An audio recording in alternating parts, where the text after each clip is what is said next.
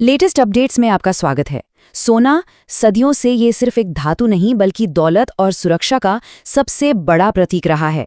लेकिन जरा सोचिए, क्या हो अगर अचानक इसकी चमक फीकी पड़ने लगे। जी हाँ, हाल ही में सोने की कीमतों में एक बड़ी गिरावट आई है और ये सिर्फ भारत की बात नहीं, पूरी दुनिया में ऐसा हो रहा है। तो सवाल ये है कि आखिर चल क्या रहा है। देखिए, लंबे समय तक लगातार चढ़ने के बाद सोने की कीमतों का यूं अचानक से गिरना कई लोगों को हैरान कर रहा है। हर किसी के मन में बस यही सवाल है कि आखिर सोना अचानक इतना सस्ता क्यों हो रहा है। और इस सवाल का जवाब जानना हम सबके लिए जरूरी है, क्योंकि बाजार के इस उतार चढ़ाव का सीधा असर हमारी बचत, हमारी जेब पर पड़ता है। चलिए आज इस पूरी गुत्थी को सुलझाते हैं बिल्कुल आसान भाषा में। सोने की कीमत को समझना ना एक पहेली सुलझाने जैसा है। इसकी कीमत सिर्फ हमारे देश के बाजारों में तय नहीं होती, ये एक ग्लोबल खेल है जिसके तार पूरी दुनिया से जुड़े हुए हैं। आइए एक एक करके इन तारों को सुलझाते हैं। तो इस पहेली का पहला और शायद सबसे अहम टुकड़ा है अमेरिकी डॉलर। जी हाँ, सोने का सारा इंटरनेशनल ट्रेड डॉलर में ही होता है। तो अब सोचिए, जब डॉलर मजबूत होता है तो बाकी देशों को सोना खरीदने में ज्यादा पैसे खर्च करने पड़ते हैं। इससे मांग थोड़ी कम होती है और कीमतों पर दबाव बनता है। दूसरा बड़ा फैक्टर है ब्याज दरें। इसको ऐसे समझिए, अगर बैंक आपको आपके पैसों पर ज्यादा ब्याज दे तो कोई क्या चुनेगा? सोना जो चुपचाप पड़ा रहता है, या फिर ऐसी जगह निवेश करना जहां गारंटीड रिटर्न मिले? जाहिर है ज्यादातर निवेशक बेहतर रिटर्न की तरफ जाते हैं, जिससे सोना थोड़ा कम आकर्षक हो जाता है।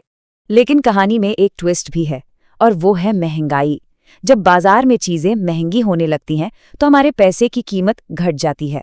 ऐसे में लोग अपने पैसे को बचाने के लिए सोने की तरफ ही भागते हैं। इतिहास गवाह है कि सोना हमेशा से महंगाई के खिलाफ एक पक्की ढाल की तरह काम करता आया है। निवेशकों का मूड भी कीमतों को बहुत ज्यादा प्रभावित करता है। जब कीमतें आसमान छूने लगती हैं तो कई लोग अपना मुनाफा पक्का करने के लिए सोना बेच देते हैं। इसे कहते हैं प्रॉफिट बुकिंग। इस बिकवाली से कीमतें नीचे आ जाती हैं।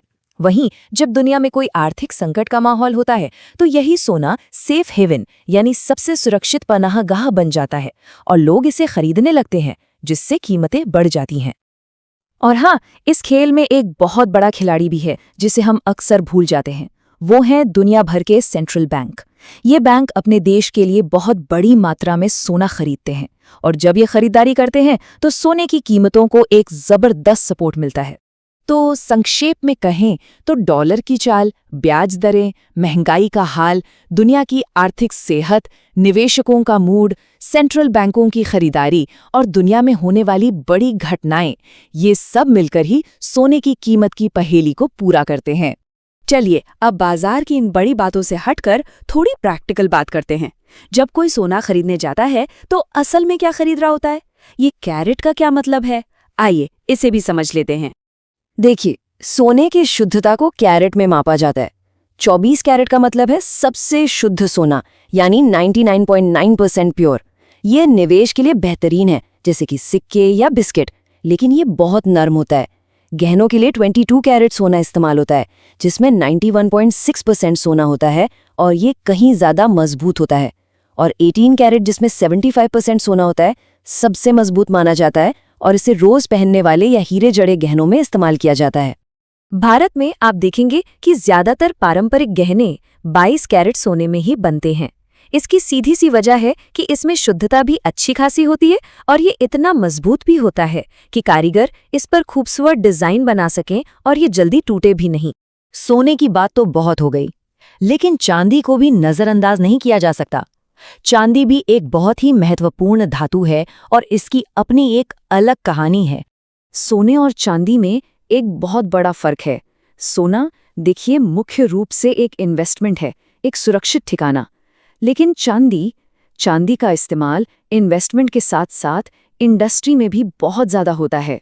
हमारे मोबाइल फोन से लेकर सोलर पैनल तक, बैटरी से लेकर मेडिकल उपकरणों तक हर जगह चांदी का इस्तेमाल होता है। इसका मतलब ये है कि जब दुनिया की अर्थव्यवस्था तेजी से बढ़ती है और टेक्नोलॉजी आगे बढ़ती है तो चांदी की मांग भी अपने आप बढ़ जाती है। और यही बात चांदी के भविष्य को दिलचस्प बनाती है, जैसे जैसे दुनिया सोलर एनर्जी और इलेक्ट्रिक गाड़ियों की तरफ बढ़ रही है, चांदी की मांग बढ़ने की पूरी संभावना है, जिससे इसकी कीमतों पर भी असर पड़ना तय है। तो इतनी सारी जानकारी के बाद अब असली सवाल कि सोना या चांदी खरीदते समय आखिर किन बातों का ध्यान रखना चाहिए।